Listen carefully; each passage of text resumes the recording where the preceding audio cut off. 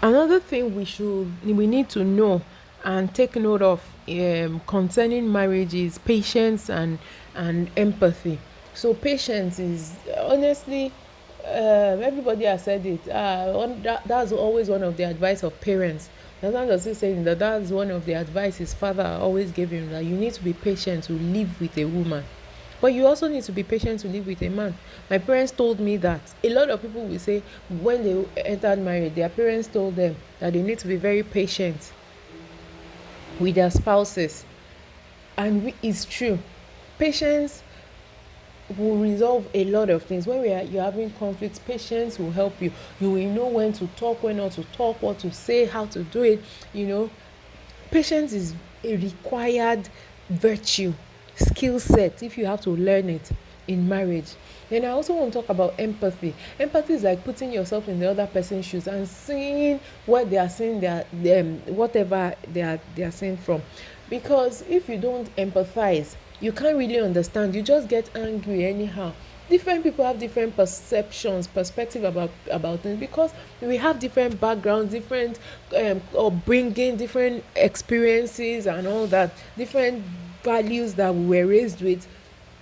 And so sometimes when some people are doing things, you have to you have to be able to um you have to be able to know where see where they are coming from and try to understand, as against putting down your foot and forcing down your opinion on them. So when you can empathize with the person, even if you are upset, but the person too is upset and you are trying to see where they are coming from, sometimes it will help you to know how to respond, as against just reacting. It will help you to know what to say to them, or whether, I mean, maybe you were angry before, it can douse your own anger and all that. So empathy is very important, patience is very important, humility is very important. You need to let your ego down.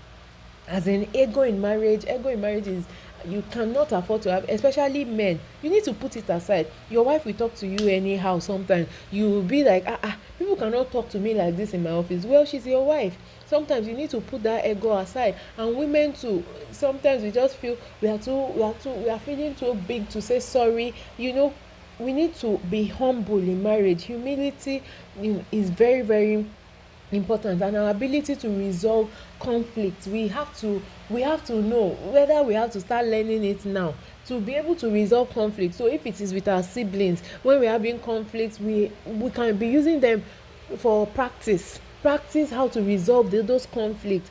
Imagine that, okay, this is my spouse that I'm having these problems with. Learn to know what to say, how to say it, and all that. Remember all these things that we have talked about. And one other thing I would also like to say, which maybe I knew and I also did not know in my own marriage, was surrounding oneself with like-minded people and mentors.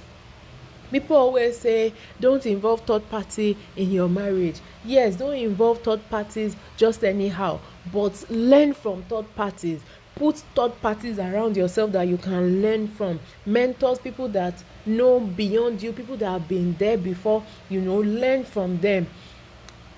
A lot of times we learn things from I learned things from my parents. I have learned things from my mentors. I've learned things from my friends that has helped me in my marriage.